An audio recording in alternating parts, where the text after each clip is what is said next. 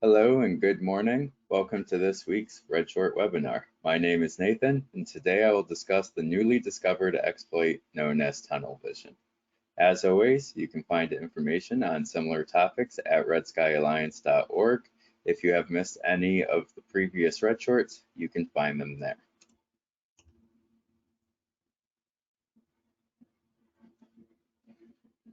TunnelVision is a newly identified network technique that leaks VPN traffic via rogue DHCP servers, allowing malicious actors to view the unencrypted network traffic while maintaining the appearance of a secure VPN connection. Though investigated sporadically by various research groups since 2015, this attack was recently disclosed by researchers at Leviathan Security Group. The researchers at Leviathan have stated that this breach has existed since 2002, though no known cases of active exploitation have been seen. This technique can force the victim's traffic off the protected VPN tunnel using the built-in features of DHCP. This results in the victim transmitting packets that were never encrypted by the VPN, allowing the attacker to snoop the traffic.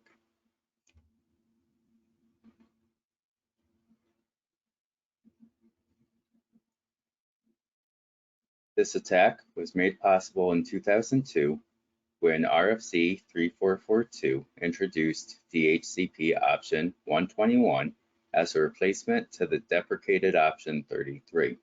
Both options allowed admins to add static routes to a routing table, although option 121 uses classless ranges, meaning there are no limits to the number of routes other than the packet size.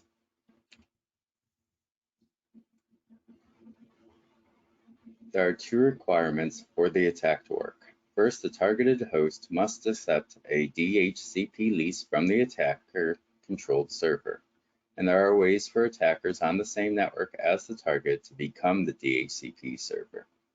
For instance, in a DHCP starvation attack, the attacker uses forged DHCP request to exhaust all available IP addresses that the DHCP server can locate.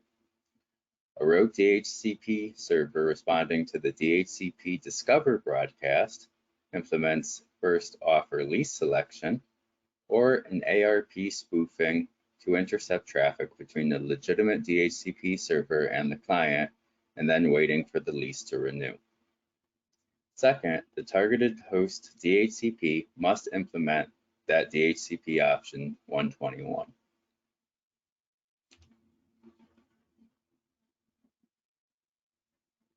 The researchers at Leviathan, to perform this attack, used a DHCP server on the same network as the targeted VPN user, setting their DHCP configuration to use itself as the gateway. After the traffic hit their gateway, they would use traffic forwarding rules to pass this traffic through to a legitimate gateway while snooping on it. They used the vulnerability in the DHCP option 121 to set a route on the VPN user's routing table. This route set for this attack is arbitrary, and multiple routes could be set if necessary. Using routes that are more specific than the general /0 CIDR range that most VPNs use, researchers can create routing rules that have a higher priority than the routes for the virtual interface of the VPN. Pushing a route means that network traffic can be sent over the same interface as the DHCP server instead of the virtual network interface, exploiting an intended functionality. This means that the routes pushed are never encrypted by the VPN's virtual network, but are instead transmitted by the network interface talking to the DHCP server.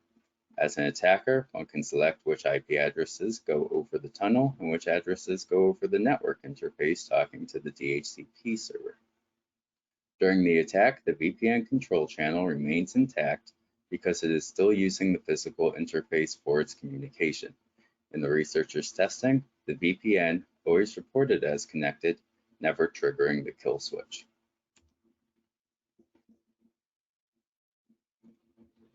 This attack impacts users on Windows, Linux, macOS, and iOS. Android is spared by not having native support for the DHCP option 121.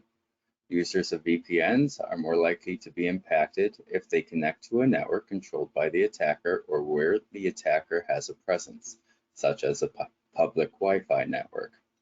The VPN on the targeted device has to be susceptible to routing manipulation, which is typically the case for VPN clients using system-level routing without anti-leak safeguards.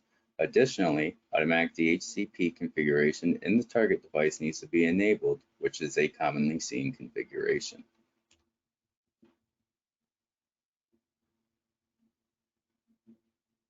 To mitigate these attacks, users should use network namespaces on Linux to isolate network interfaces and routing tables from the rest of the system.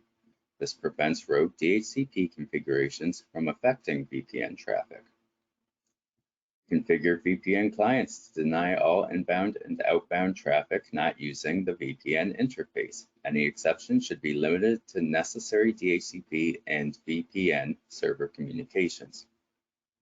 Configure systems to ignore DHCP. Option 121 while connected to the VPN, although this may disrupt network connectivity. Connect via a personal hotspot or a virtual machine.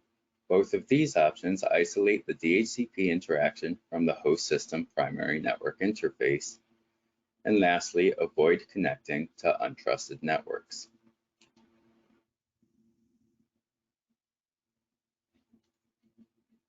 That's it for today, and thank you for joining us. I hope you enjoyed the material and found it useful. If you have any further questions on the subject, you can contact us via Jim McKee at jmckee@redskyalliance.com. Have a nice day, and we hope to see you again next week.